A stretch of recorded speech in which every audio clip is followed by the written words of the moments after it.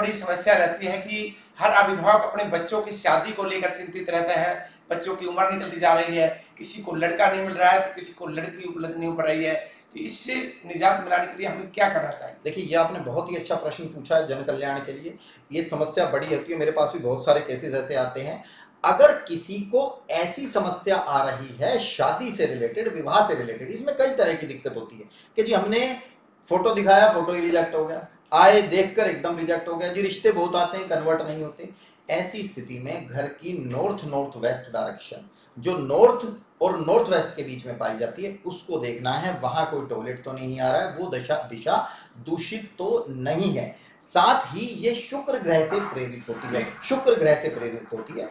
ऐसे में व्यक्ति को चाहिए कि मां महालक्ष्मी का पूजन करे, मां महालक्ष्मी का अनुष्ठान करे। तो क्या लड़का लड़की दोनों ही पूजन करें या उनके परिवार के लोग? नहीं, अगर लड़का लड़की नहीं, सबसे बढ़िया तो है लड़का लड़की करे। अगर लड़का लड़की नहीं कर पा रहे तो उनके परिवार के लोग भी कर सकते हैं। अगर कोई अनुष्ठान करने में असमर्थ है, जिसके पास आर्थिक तंगी भी चल रही है, तो वो व्यक्ति ऐसे में करे, लड़का सुबह सुबह जल लेकर जाए और शिव जी के जो शिवलिंग के साथ योनि बनी होती है, जो चकोर योनि बनी, उस पर जल चढ़ाए।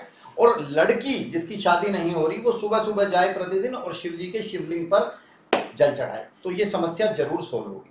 एक मांगलिक भी बहुत जोरदार चर्चा रहती है कि भाई मांगलिक की पूजा उज्जैन कराने जाओ या यहाँ कराओ, तो इससे क्या फायदा मिलता है? देखिए, मांगलिक की अगर मैं बात करूं तो मांगलिक दोष के बहुत सारी चीजें होती हैं, कट जाता है कुछ समय के बाद, कुछ समय में ही करता है। कुछ लोगों को इसका पूर्णतः ज्ञान नहीं है। हमने मांगलिक और नॉन मांगलिक की शादी भी कराई है, सिर्फ एक तरीका पता होना चाहिए, कुंडली का प्रॉपर ज्ञान होना चाहिए। ये बहुत ही लंबा विषय है, परंतु मैं एक चीज ये मानता हूँ, मांगलिक की नॉन मांगलिक से शादी अगर जर्नल है तो नहीं करानी चाहिए। परंतु अगर आपको लग रहा है बहुत ही अच्छी चीज है, तो आप एक योग्य ज्योतिषी को दिखाएं और देखिए उसका उपचार हो सकता है कि नहीं। अगर उपचार हो सकता है तो आप करा सकते हैं, एक योग्य ज्योतिषी से आप दिखाएं।